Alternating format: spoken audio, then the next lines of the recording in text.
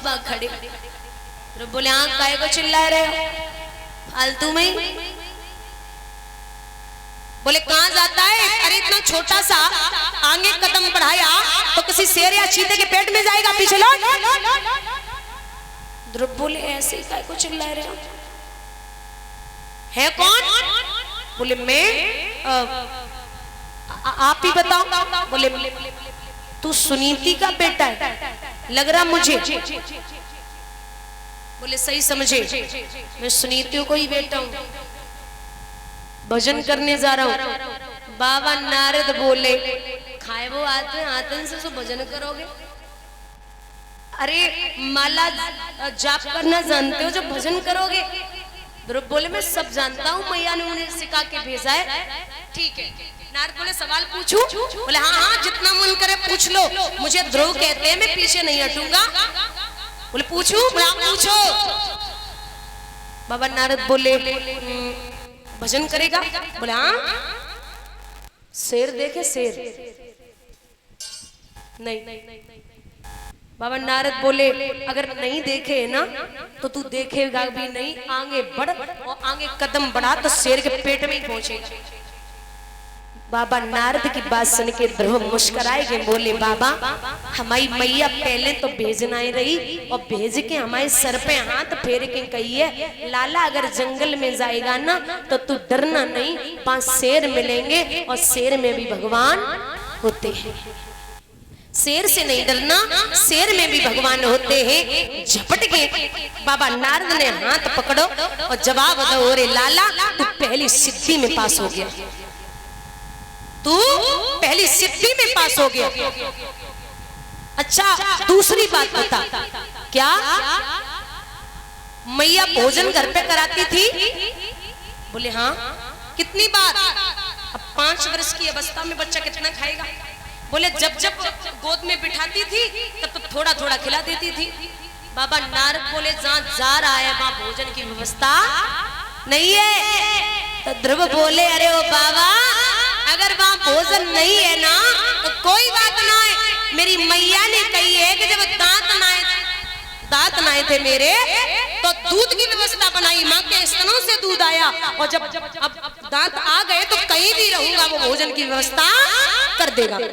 बाबा Narad sir पे हाथ रख के बोले तू दूसरी सिद्धि में भी पास हो गया। अब ये बता क्या गुरु कर लिए? गुरु इतना चालाक है वो ध्रुव, सीधा साष्टांग दंडवत करता है बाबा नारद को और जवाब दिया जब है आप जैसा संत सामने खड़ा हो तो हमें गुरु करने की जरूरत नहीं है। जब साक्षात ब्रह्मा पुत्र खड़े हो तो हमें गुरु की क्या जरूरत है? गु माने अंधकार और रू माने प्रकाश, जो अंधकार से प्रकाश की ओर ले जाए वही गुरु होता है। और बाबा चौपाई में लिखते हैं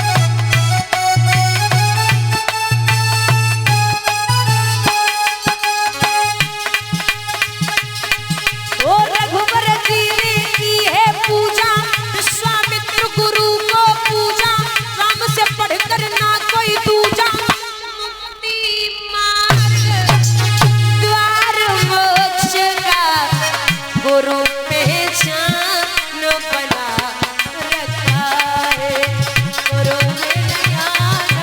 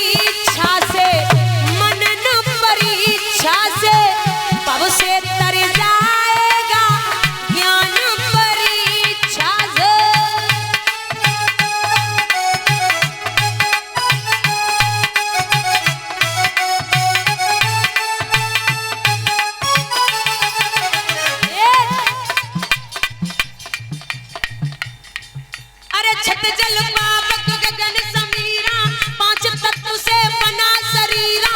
छत जल पावक गगन समीरा, पांच तत्व से बना शरीरा।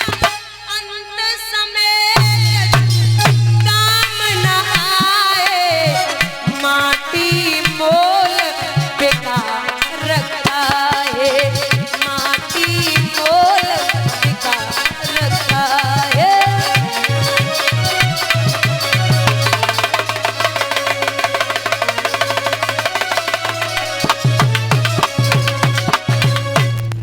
गुरु बिन भव निधि तरह न कोई, और चाहे बिरंच शंकर सम होई।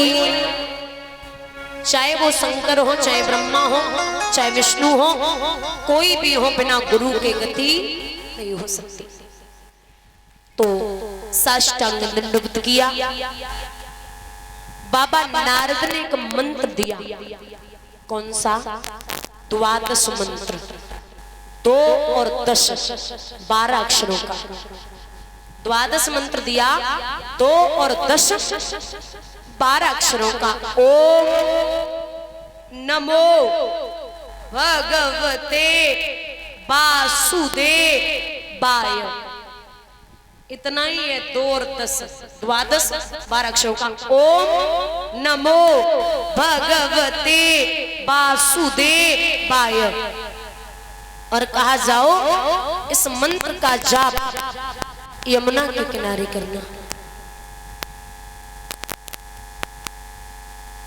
ध्रुव रटते हुए जा रहे, ओम नमो भगवती वासुदेवाय, ओम नमो भगवती वासुदेवाय। और चले हैं प्रेम से तालियों का साथ देते हुए हमारे साथ बोलेंगे। पीछे भैया जरा तारों सितारे मिला के तो देख, जरा मोहन को दिल से बुला के तो देख। वो प्रभु खिंचे हुए बंधे हुए चले आएंगे, वो प्रभु खिंचे हुए बंधे हुए चले आएंगे।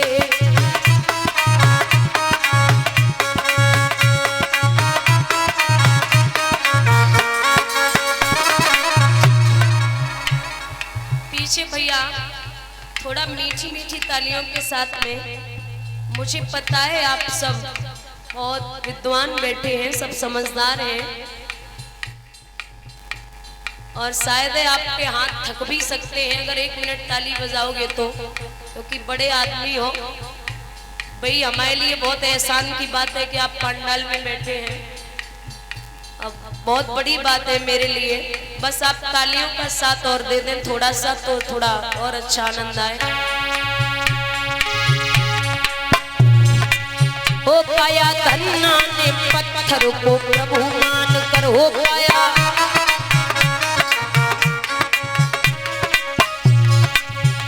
पाया धन्ना ने पत्थर को प्रभु मान कर, हो पाया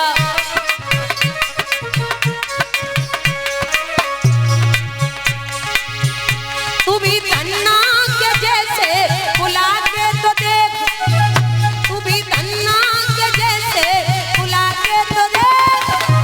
प्रभु खिंचे हुए बंधे हुए चले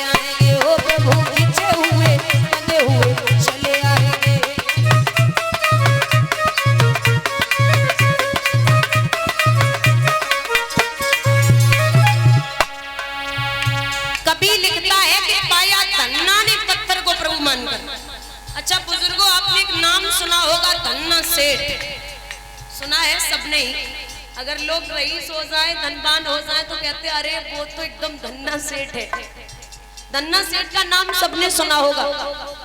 तो मैं आपको बता दूं कि धन्ना जब ये 5 वर्ष का था तो गांव में एक महात्मा जी आए। तो जो शालिग्राम की प्रतिमा होती है ना, वो पत्थर टाइप होती है, तो वो जैसे ही लेके आए तो धन्ना ने वो प्रतिमा देख ली। मैया से बोला मुझे यही पत्थर चाहिए। अरे मैया बोली लाला ये पत्थर नहीं, ये भगवान है, इनकी पूजा करनी पड़ेगी। अब बाबा ने, जो बाबा जी थे उन्होंने वो पत्थर दिया ही नहीं अपना। धन्ना जिद कर गया, बच्चा तो बच्चा होता है। मैया ने ऐसा ही पत्थर उठाया और उठा के रख दिया, बोले ये ले, ये तेरे भगवान है, तू रोज इनकी पूजा करना, रोज इनका भोग लगाना। अब धन्ना नियम से रोज सुबह उठता, पूजा करता, भोग लगाता। थोड़े दिन के बाद धीरे धीरे धन्ना बड़ा हुआ। अब कुछ काम काज करता नहीं, बस पूजा ही पूजा करता पत्थर की।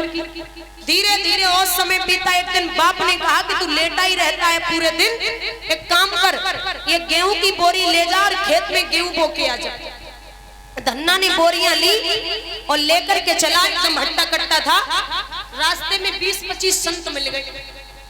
संतों ने कहा भाई कहाँ जा रहे हो? बोले गेहूं की बुवाई होनी है, वो बोएंगे जाके। संत जी बोले 4 दिन हो गए मांगते मांगते कुछ मिला नहीं, आप ये गेहूं हमें दे दो तो हम थोड़ा अपना खा पी ले। धन्ना बोला जैसे हमारे गेहूं वैसे तुम्हारे गेहूं ले जाओ, जाओ। गेहूं धन्ना ने संतों को दे दिए। अब विचार करो कि अगर हमने से गेहूं संतों को दे दे, अब घर पे जाएंगे, बाप बोलेंगे कि गेहूं बो के आया या नहीं आया, तो कुछ तो करना पड़ेगा। तो बालू पड़ी थी, बालू की 2 बोरियां धन्ना ने भरी और पूरे खेत में बालू बो के घर पे आ गया। पिताजी बोले बो के आ गए? बोले बिल्कुल आ गया, बहुत बढ़िया फसल होगी। धन्ना मन ही मन में सोच रहे फसल तो ना होने वाली, लेकिन हमारी मिट्टी खराब जरूर होगी। बोले होगा वो तो देखा जाएगा। थोड़े दिन पश्चात जब देखा गया तो ऐसी महाराज भगवान की कृपा से उस बालू से फसल उगी है, पूरे क्षेत्र में बाबा होने लगी कि ऐसी फसल कभी जीवन में किसी की नहीं हुई, आज फसल उसके यहाँ हुई है। जब इतनी अच्छी फसल हुई तो फसल काटी गई, जिसमें से बहुत गेहूं निकला। धन्ना ने जब गेहूं पीसा और पिसा करके बड़े बड़े संतों विद्वानों को इकट्ठा किया।